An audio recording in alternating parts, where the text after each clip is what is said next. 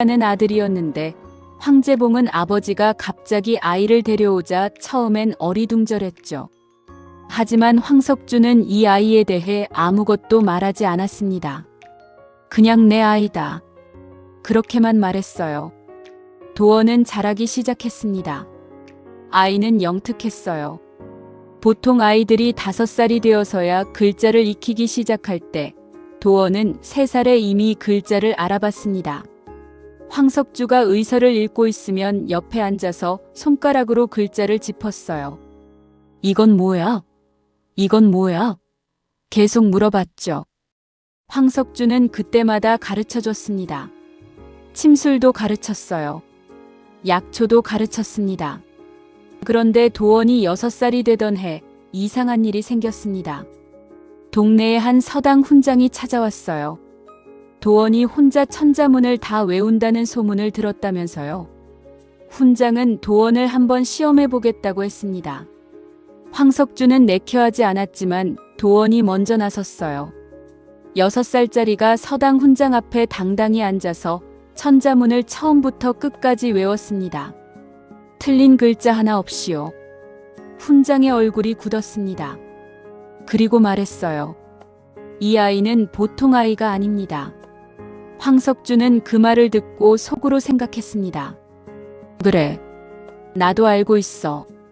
처음부터 알고 있었어. 자, 여기서 잠깐 멈추고 싶어요. 지금 여러분이 궁금하신 게 하나 있을 거예요. 그 아이는 대체 누구의 아이였을까요? 왜 군졸들이 그 아이를 찾았을까요? 그게 이 이야기의 핵심입니다. 그리고 그 대답은 조금 더 기다려야 나옵니다. 왜냐하면 황석주 자신도 그 대답을 알게 되기까지 오랜 시간이 걸렸거든요. 계속 들어주세요. 도원은 10살이 되었습니다. 이즈음 황석주의 몸이 안 좋아지기 시작했어요. 50평생을 남을 고치며 살았는데 정작 자기 몸은 챙기지 못했던 겁니다. 도원은 매일 아침 황석주의 맥을 짚었습니다. 10살짜리가요. 황석주가 가르쳐준 대로 세 손가락을 손목에 올리고 눈을 감고 집중했어요. 그리고 말했습니다. 할아버지, 오늘은 맥이 약해요. 황석주는 웃었습니다. 넌 어떻게 그걸 아느냐? 도원이 대답했어요. 할아버지가 가르쳐줬잖아요. 그 말이 황석주의 가슴에 콕 박혔습니다. 이 아이가 자신에게 배운 것을 이미 자신보다 더 잘 써먹고 있다는 걸 황석주는 느꼈어요. 그해 가을, 황석주는 결심했습니다. 도원을 서당에 보내기로요. 제대로 공부시키기로 했습니다. 형편이 넉넉하지 않았지만 황석주는 가진 것을 팔았어요. 약재 도구도 팔았습니다. 대신 도원에게 좋은 붓과 먹을 사줬어요. 도원은 서당에서도 단연 돋보였습니다. 다른 아이들이 하루에 한 줄을 외울 때 도원은 10줄을 외웠어요. 훈장이 낸 문제를 풀 때면 도원은 항상 마지막에 손을 들었습니다. 하지만 그 대답이 항상 가장 깊었어요. 단순히 암기하는 게 아니라 생각을 하는 아이였습니다. 왜 이 구절이 이렇게 쓰였는지, 그 안에 어떤 의미가 담겨 있는지를 파고드는 아이였어요. 훈장은 황석주에게 말했습니다. 이 아이를 한양 사대부에게 연결해야 합니다. 제가 가르칠 수 있는 게 이제 없습니다. 황석주는 그 말을 듣고 오래 생각했습니다. 한양 사대부. 그 세계는 황석주 같은 침쟁이가 발 들여놓을 수 없는 곳이었어요. 하지만 도원을 위해서라면 황석주는 무엇이든 할 수 있었습니다. 자, 지금까지 들으셨나요? 한 노인과 한 아이의 이야기가 이렇게 흘러가고 있습니다. 그런데 말이에요. 이 이야기가 진짜 무서워지는 건 지금부터입니다. 왜냐하면 한양 사대부의 세계에는 황석주가 상상도 못한 비밀들이 숨겨져 있었거든요. 그리고 그 비밀들이 하나씩 도원과 연결되기 시작합니다. 도원이 12살이 되던 해였습니다. 황석주는 자신의 오랜 환자 중에 이판서라는 사람을 찾아갔어요. 이판서는 50대 후반의 노관리였는데 황석주가 10여 년 전에 그의 난치병을 고쳐준 인연이 있었습니다. 황석주는 판서댁 사랑채에 무릎을 꿇고 앉아서 부탁을 드렸습니다. 아이가 하나 있는데 재주가 비범합니다. 가르침을 주실 수 있겠습니까? 이 판서는 처음에 미간을 찌푸렸어요. 침쟁이의 아들을 내가 왜 가르쳐야 하느냐 하는 표정이었죠. 하지만 황석주는 포기하지 않았습니다. 한 번만 보아주시기만 하면 됩니다. 딱 한 번만요. 이 판서는 마지못해 허락했습니다. 그래서 황석주는 도원을 데리고 판서댁을 찾아갔어요. 이 판서가 도원에게 물었습니다. 너 첫 구절을 아느냐?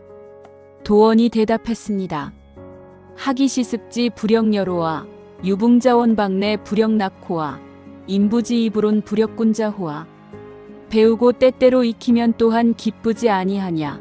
벗이 있어 먼 곳에서 찾아오면 또한 즐겁지 아니하냐. 남이 알아주지 않아도 노여워하지 않으면 또한 군자가 아니겠느냐. 이 판서가 물었습니다. 이 중에 내가 가장 좋아하는 구절은 어느 것이냐. 도원이 잠시 생각하더니 말했습니다. 세 번째 구절입니다. 왜냐고 이 판서가 물었어요. 도원이 대답했습니다. 남이 알아주지 않아도 노여워하지 않는다는 것은 내가 하는 일의 이유가 다른 사람의 인정에 있지 않다는 뜻입니다. 그게 가장 어렵고 그래서 가장 중요하다고 생각합니다. 이 판서가 입을 다물었습니다. 한참 뒤 이 판서가 말했어요. 내 이름이 무엇이냐? 황도원이라고 합니다. 이 판서의 눈이 가늘어졌습니다. 그리고 황석주를 바라봤어요. 뭔가를 물어보려다가 멈추는 것 같았습니다. 황석주도 그 시선을 느꼈어요. 이 판서가 말했습니다. 내일부터 오너라. 그날 밤 황석주는 혼자 앉아 있었습니다. 이 판서의 그 눈빛이 자꾸 생각났어요. 뭔가를 알고 있는 것 같은 눈빛이었습니다. 아니면 뭔가가 생각난 것 같은 눈빛이었어요. 황석주는 오래된 기억을 꺼냈습니다. 20년 전 그 겨울밤, 광통교 아래, 집더미 속에 있던 아이, 그리고 갑옷을 입은 군졸들. 황석주는 처음으로 두려움을 느꼈습니다. 내가 살린 이 아이가 도대체 누구란 말인가? 여러분, 지금 느껴지시나요? 이 이야기가 어디로 향하고 있는지. 황석주는 20년 가까이 이 질문을 묻어두고 살았습니다. 아이를 키우는데 집중했어요. 하지만 이제 그 질문이 다시 수면 위로 올라오기 시작합니다. 그리고 그 대답은 상상을 초월하는 것이었습니다. 도원은 이 판서에게서 배우기 시작했습니다. 이 판서는 혹독한 스승이었어요. 아이의 재주를 칭찬하는 법이 없었습니다. 틀린 것을 지적하고 또 지적했어요. 하지만 도원은 흔들리지 않았습니다. 혼이 날수록 더 깊이 파고들었어요. 이 판서가 내준 과제를 하룻밤 만에 끝내고 다음 과제를 물었습니다. 이 판서는 도원을 가르치면서 가끔 멈칫하는 순간들이 있었어요. 도원이 무언가를 말하는 방식이, 도원이 고개를 드는 각도가, 도원이 웃는 모습이 뭔가를 자꾸 떠올리게 만들었습니다. 하지만 이 판서는 그 생각을 억눌렀어요. 아니야, 말도 안 되는 일이야. 그 아이는 죽었어. 죽은 게 맞아. 이 판서는 혼자 중얼거렸습니다. 그런데 어느 날 사건이 하나 터졌습니다. 도원이 15살이 되던 해 이 판서 댁에서 도난 사건이 일어났어요. 중요한 서책 하나가 없어졌습니다. 이 판서 집안 대대로 내려오던 고문서였는데 누가 훔쳐간 건지 알 수가 없었어요. 이 판서는 집안 사람들을 다 불러 모아 추궁했습니다. 하지만 아무도 몰랐어요. 그런데 도원이 말했습니다. 제가 찾아보겠습니다. 이 판서가 어이없다는 표정을 지었어요. 내가 어떻게? 도원이 말했습니다. 사흘만 주십시오. 도원은 사흘 동안 집안을 샅샅이 조사했습니다. 누가 언제 어디에 있었는지를 기억하는 사람들을 하나하나 만나서 이야기를 들었어요. 그리고 사흘째 되는 날 저녁, 도원이 이 판서 앞에 무릎을 꿇었습니다. 도원이 말했습니다.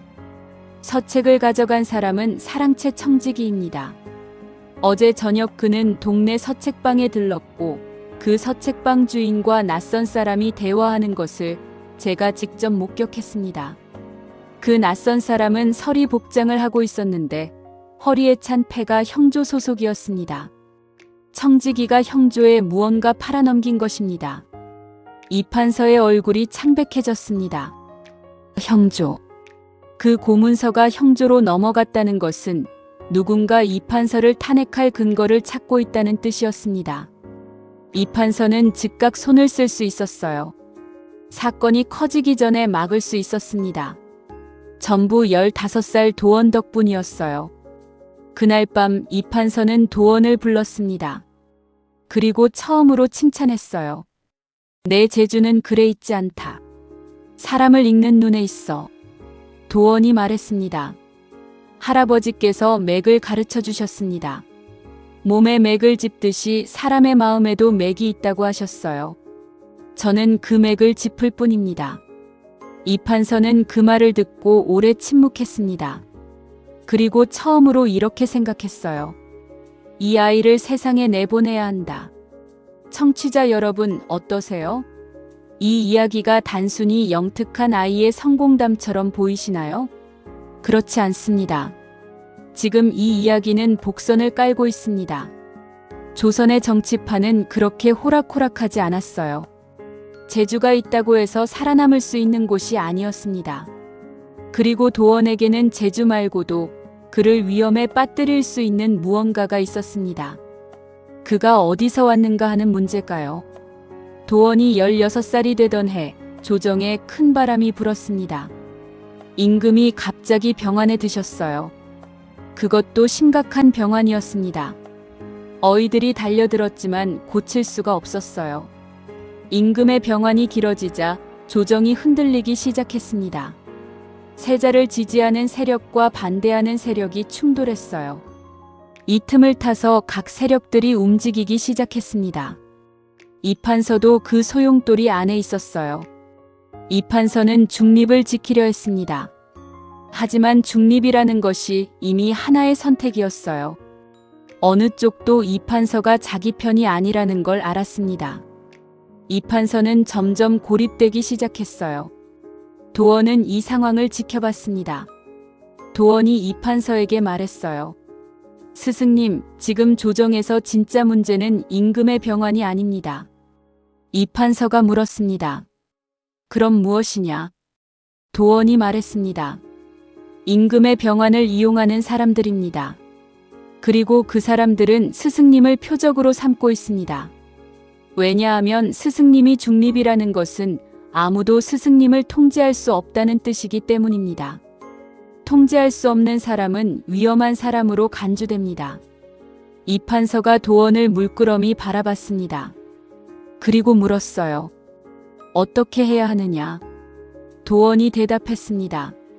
지금 당장 임금께 아뢰어 어에 대신 황도원을 부르게 하십시오. 이판서가 놀란 얼굴을 했습니다.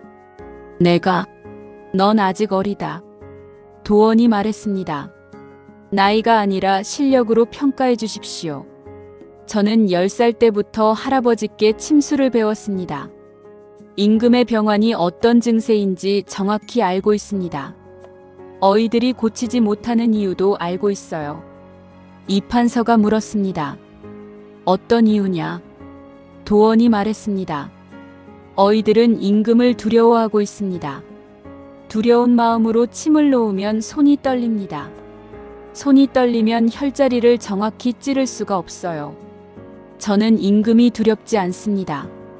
왜냐하면 저는 임금 앞에 서는 의원으로서 두려워해야 할 것이 있다면 그건 임금이 아니라 병이기 때문입니다. 이판서는 그 말을 오래 곱씹었습니다. 다음 날 이판서는 입궐했습니다. 그리고 임금께 아뢰었어요. 여러분, 지금 이 순간이 이야기의 첫 번째 전환점입니다. 도원이 궁궐 안으로 들어가게 되는 순간이에요.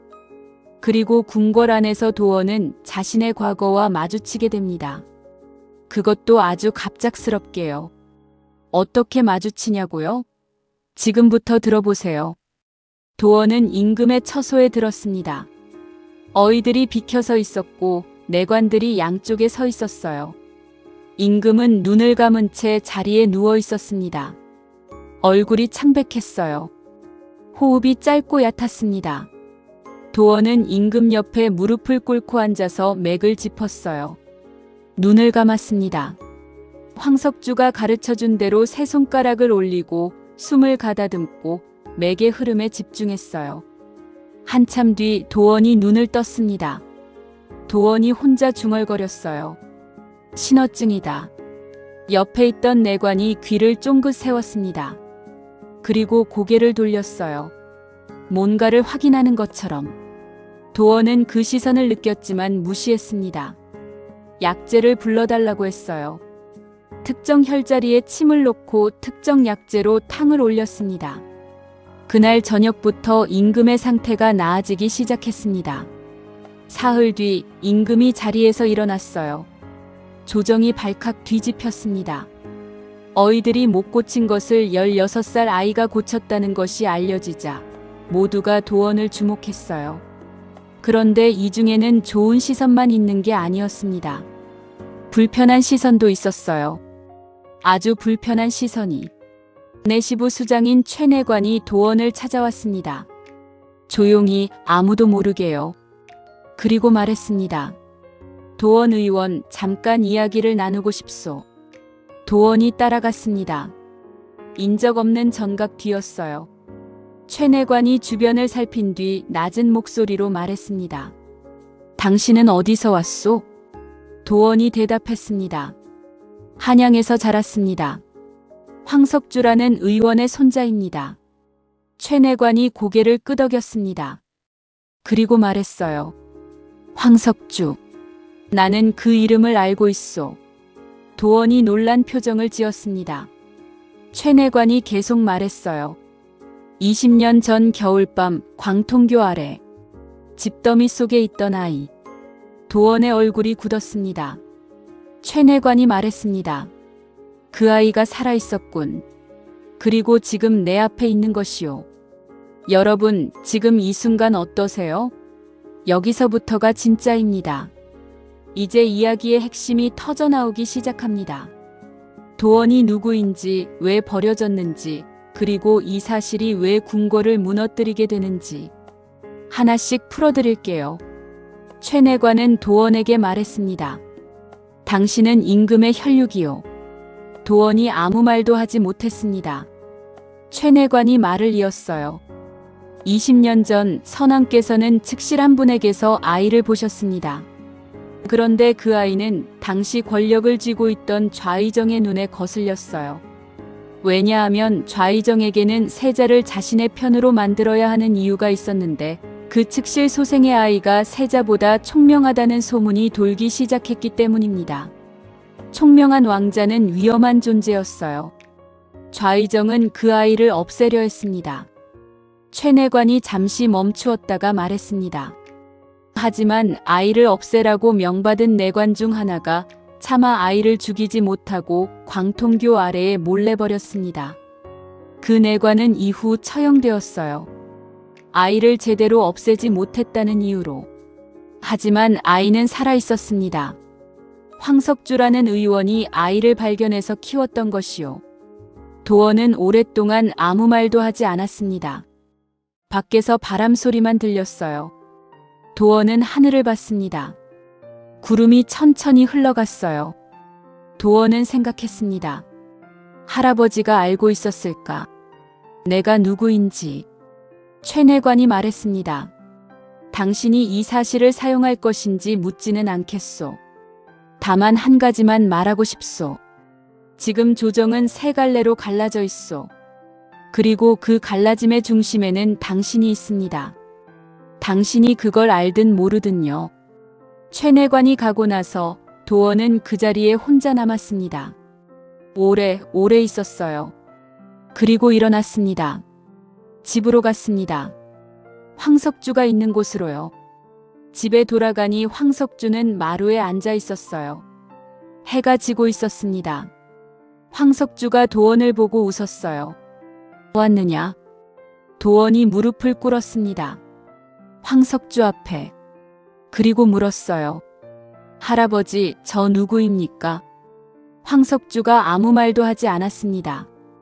다만 오래 도원을 바라봤어요. 그 눈 속에 20년이 담겨 있었습니다. 황석주가 천천히 말했습니다. 넌 내가 살린 아이다. 광통교 아래서 눈이 내리는 밤이었어. 도원이 물었습니다.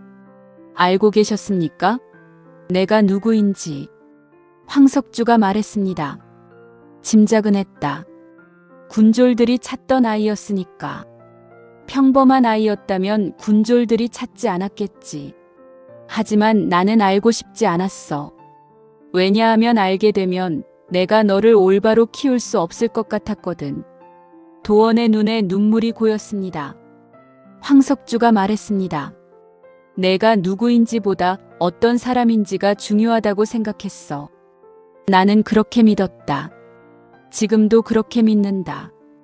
도원이 고개를 숙였습니다. 눈물이 마룻바닥에 떨어졌어요.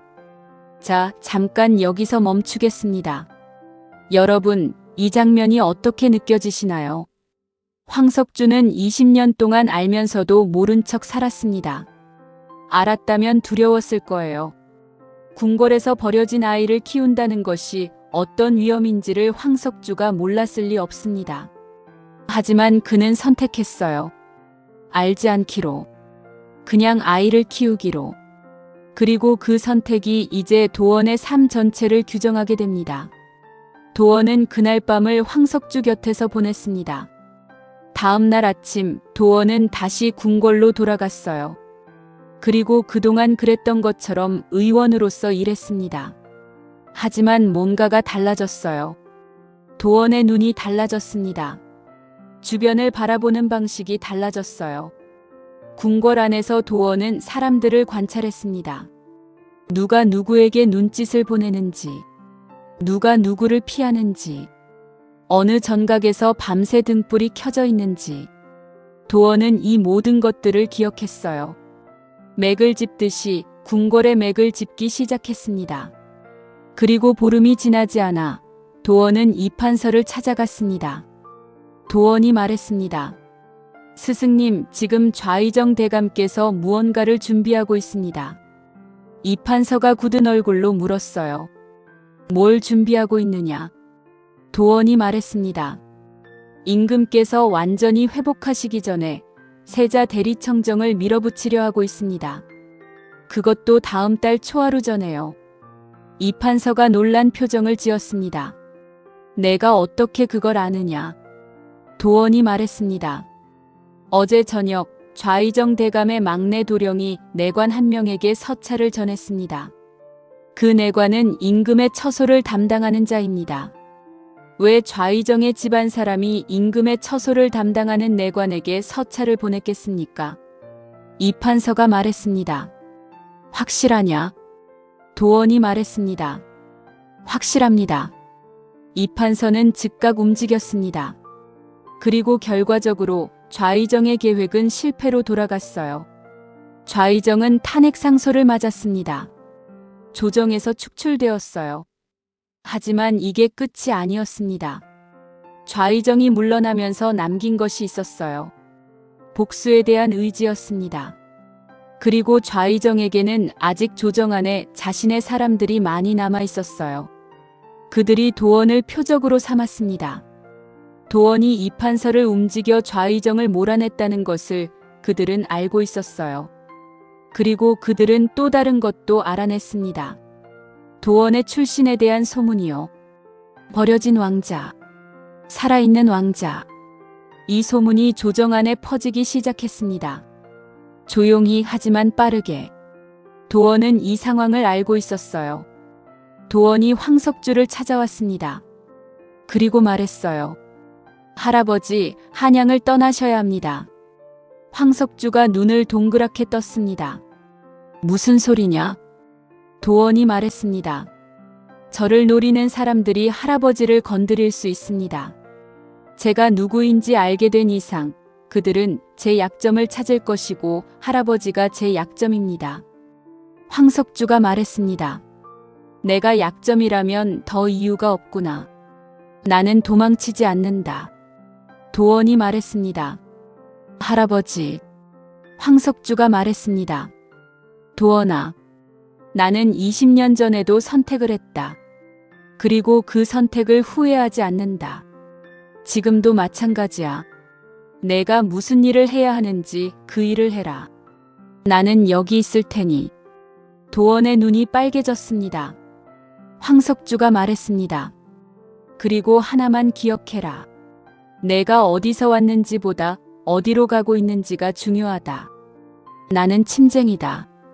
왕자도 임금도 아무것도 모른다. 하지만 이것 하나는 안다. 사람을 살리는 것이 옳다. 그게 전부다. 도원은 오래 황석주의 손을 잡고 있었습니다. 여러분, 지금 황석주의 나이가 얼마인지 아시겠죠? 80을 넘기고 있었습니다. 20년 전 63이었으니까요. 이미 오랜 세월을 살아온 노인이었어요. 하지만 그의 눈은 아직 흔들리지 않았습니다. 20년 전 광통교 아래에서 아이를 품었던 그 눈이 그대로였어요. 이제 도원이 본격적으로 움직이기 시작합니다. 도원은 이판서에게 돌아가지 않았습니다. 이판서 곁에 있는 것이 이판서를 더 위험하게 만든다는 걸 알았기 때문이에요. 도원은 혼자 움직이기로 했습니다. 궁궐 안에서 도원의 위치는 이제 단순한 의원이 아니었어요. 임금의 병환을 고친 자, 좌의정을 몰아낸 자, 그리고 버려진 왕자. 이 세 가지 소문이 뒤엉켜서 도원 주변을 감싸고 있었습니다. 임금은 도원을 가까이 두기 시작했어요. 임금이 도원을 부르는 횟수가 늘었습니다. 처음에는 건강을 묻고 맥을 짚게 하는 수준이었어요. 그런데 점점 세상 돌아가는 이야기를 하기 시작했습니다. 조정에 대한 이야기, 신하들에 대한 이야기. 임금은 도원이 의원이기 때문에 솔직하게 말할 수 있었어요. 의원에게 하는 말은 정치가 아니니까요. 도원은 임금에게 물었습니다. 전하, 20년 전에 측실소생의 아이를 아시는지요? 임금이 굳은 표정을 지었습니다. 오랫동안 아무 말도 하지 않았어요. 그리고 말했습니다. 안다. 죽었다고 들었다. 도원이 말했습니다. 살아있습니다. 임금이 도원을 바라봤습니다. 오래. 도원이 말했습니다. 제가 그 아이입니다. 궁궐 안에 침묵이 내려앉았습니다. 임금이 떨리는 목소리로 말했어요. 내가 그 아이라는 증거가 있느냐? 도원이 말했습니다. 증거는 없습니다. 하지만 최내관이 알고 있습니다. 그리고 20년 전 광통교에서 저를 발견한 황석주라는 의원이 알고 있습니다. 임금이 말했습니다. 황석주. 도원이 말했습니다. 제 할아버지입니다. 임금은 그날 최내관을 불렀습니다.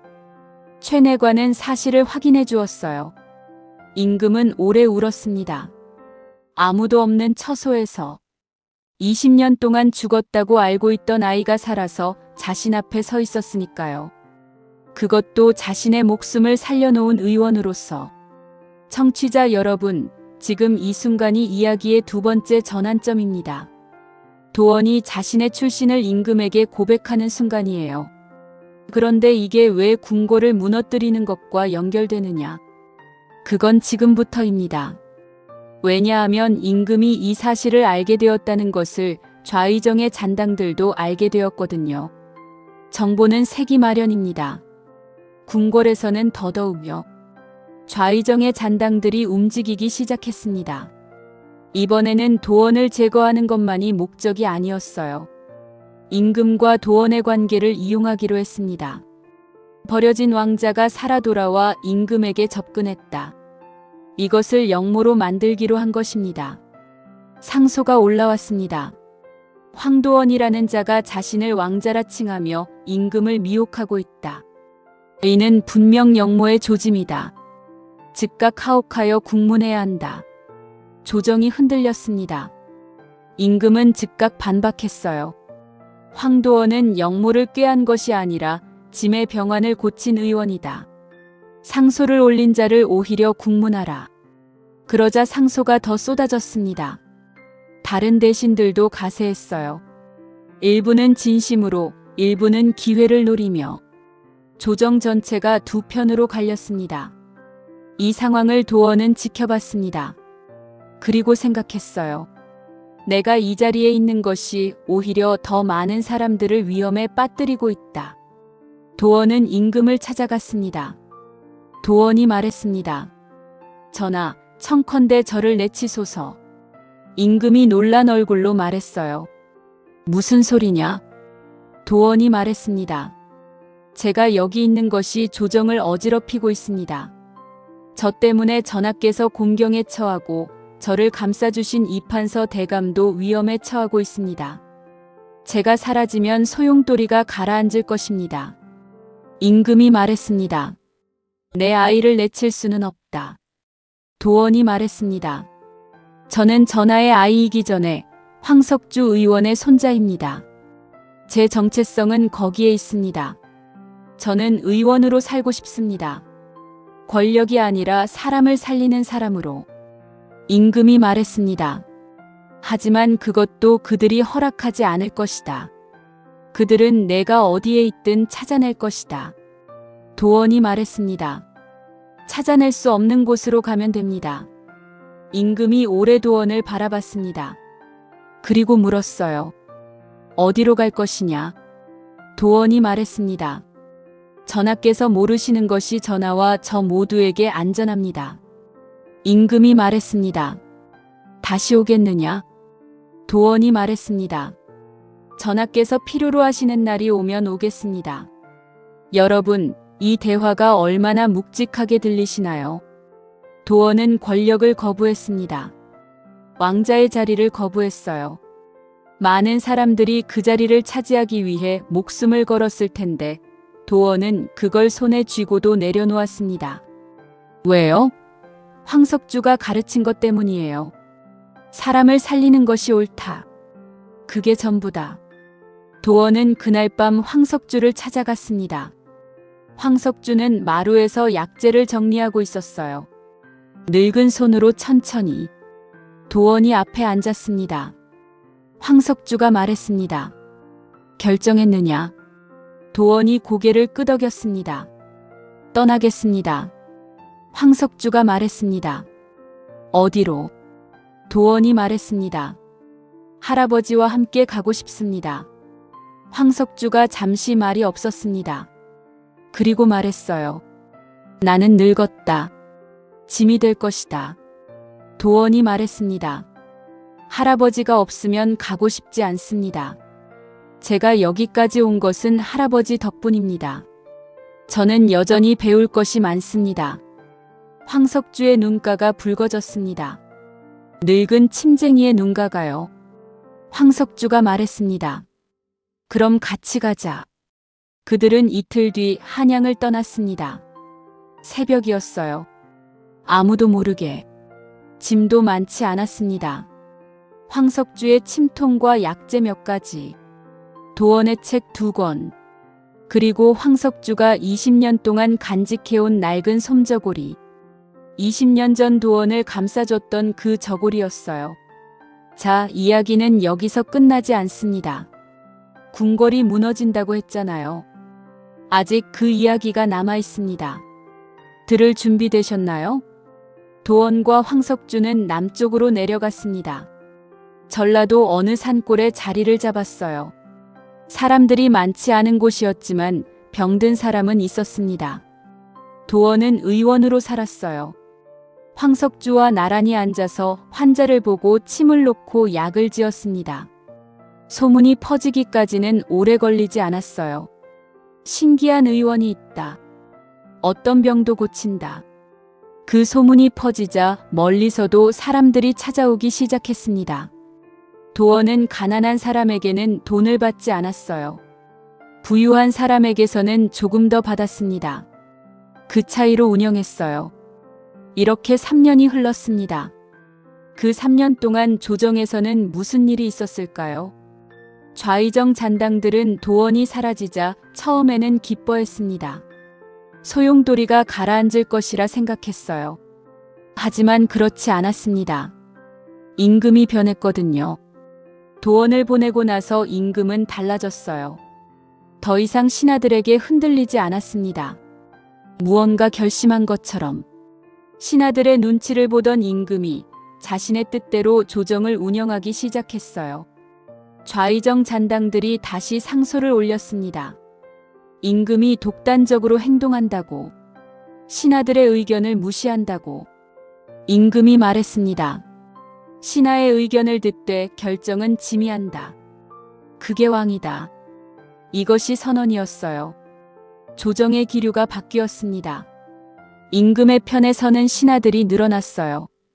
그동안 눈치를 보며 침묵하던 신하들이 목소리를 내기 시작했습니다.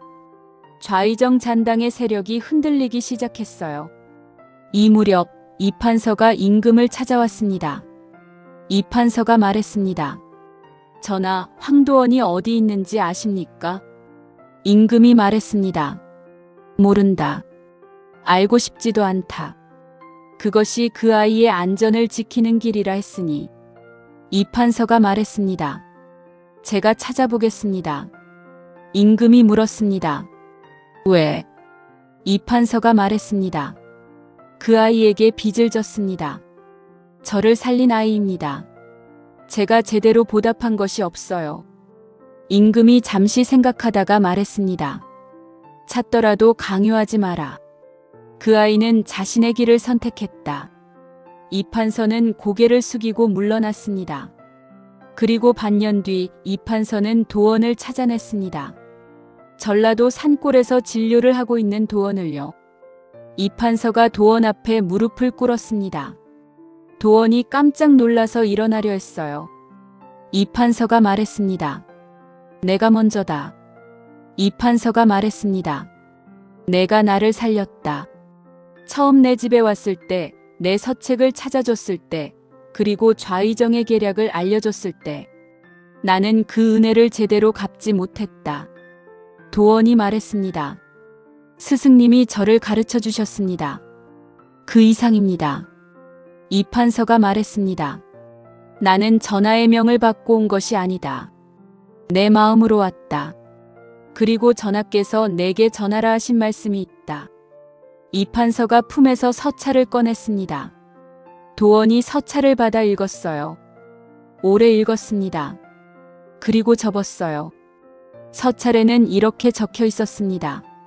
내가 어디서 왔는지 나는 알고 있다. 하지만 내가 어디에 있는지는 알고 싶지 않다. 잘 살아라. 사람을 살리는 삶이 얼마나 귀한 것인지 너는 나에게 가르쳐줬다. 그것으로 충분하다. 도원의 눈에서 눈물이 흘렀습니다. 그해 겨울 황석주가 눈을 감았습니다. 86이었어요. 조용했습니다. 아무 통증 없이 도원의 손을 잡은 채로요. 황석주가 마지막으로 한 말은 딱 하나였습니다. 잘 살아라. 도원은 오래 울었습니다. 이 세상에서 가장 큰 울음이었어요. 황석주 없이는 도원이 없었으니까요. 황석주가 그 겨울밤에 아이를 품지 않았다면 도원은 광통교 아래에서 죽었을 겁니다. 이름도 없이 아무도 모르게 황석주를 고향 근처 산에 묻었습니다. 도원이 직접 흙을 팠어요. 비석을 세웠습니다. 황석주 치미. 사람을 살린 사람. 여러분, 이야기의 마지막 부분이 다가오고 있습니다. 궁궐이 무너진다고 했죠. 어떻게 무너졌는지 지금 말씀드리겠습니다. 황석주가 세상을 떠나고 2년 뒤 조정에서 대사건이 터졌습니다. 좌의정 잔당의 수장이었던 김상민이라는 자가 영모를 도모했습니다. 이번에는 진짜 영모였어요. 임금을 폐위하고 다른 왕자를 앉히려 했습니다. 그것도 자신이 조종할 수 있는 어린 왕자를요. 계획은 치밀했어요. 군사도 있었습니다. 내응하는 내관도 있었어요. 하지만 계획이 실행되기 이틀 전 내응을 맡았던 내관 하나가 양심의 가책을 느끼고 임금에게 고변했습니다. 임금은 즉각 움직였어요. 영모에 가담한 자들을 한꺼번에 체포했습니다. 김상민은 처형되었어요. 그의 일족도 처벌받았습니다. 20년 이상 조정을 쥐락펴락하던 세력이 하루아침에 무너졌어요. 조정이 완전히 재편되었습니다. 그 재편의 중심에 이판서가 있었어요. 이판서는 새 조정의 원로가 되었습니다. 그리고 임금은 조정의 새 기틀을 닦기 시작했어요. 영모가 진압된 직후 임금이 말했습니다. 이 영모가 진압된 것은 한 의원 덕분이다. 그 의원이 20년 전 조정의 병을 진단해줬기 때문에 짐이 오늘 이 자리에서 이렇게 결정을 내릴 수 있다. 신하들이 물었습니다. 그 의원이 누구입니까? 임금이 말했습니다. 황도원. 그리고 그 의원을 20년 동안 키운 황석주 의원이다. 그 이름이 조정에 울려 퍼졌습니다. 신하들은 아무도 그 이름을 몰랐어요. 하지만 임금만은 알고 있었습니다. 임금은 그날 황석주의 무덤에 정삼품 당상관 품계를 추증하는 교지를 내렸습니다. 침쟁이로 살았던 노인에게, 그리고 도원에게는 왕자의 신분을 공식 인정하는 교지를 내렸습니다. 강요 없이 도원의 선택을 존중하면서 도원은 그 교지를 받았습니다. 그리고 다음 날 다시 환자를 봤어요. 변한 건 아무것도 없었습니다. 여전히 산골의 작은 집에서 여전히 가난한 사람들의 맥을 짚었어요. 다만 이제 도원의 손에는 낡은 침통 하나가 더 있었습니다. 황석주의 침통이었어요. 황석주가 평생 쓰던 침통. 도원은 그것을 가장 잘 보이는 곳에 두었습니다. 환자를 보기 전에 항상 그 침통을 한번 바라봤어요.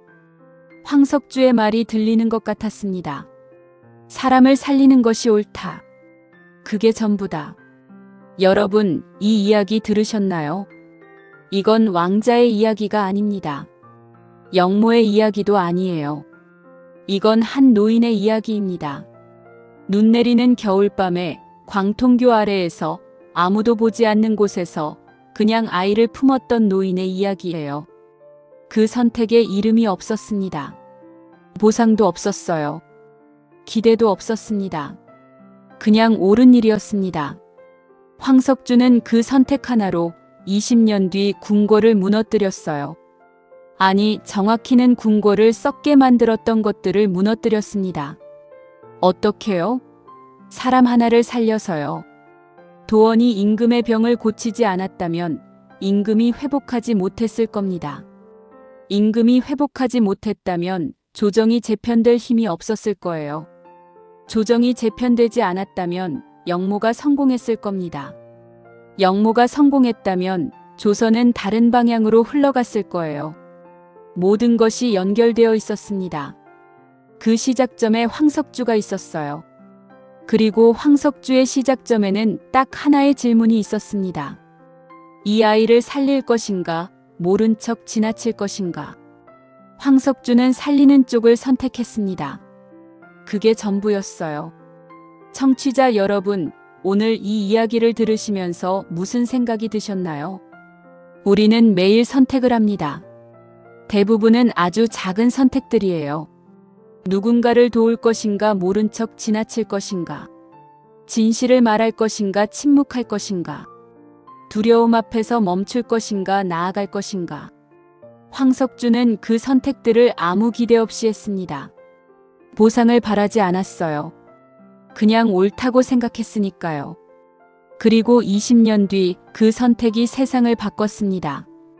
여러분의 선택 하나가 언젠가 누군가의 세상을 바꿀 수 있습니다. 이것이 죽이라던 아이를 살려준 노인의 이야기, 황석주의 이야기였습니다. 오늘 함께 해주셔서 감사합니다. 내일 또 만납시다.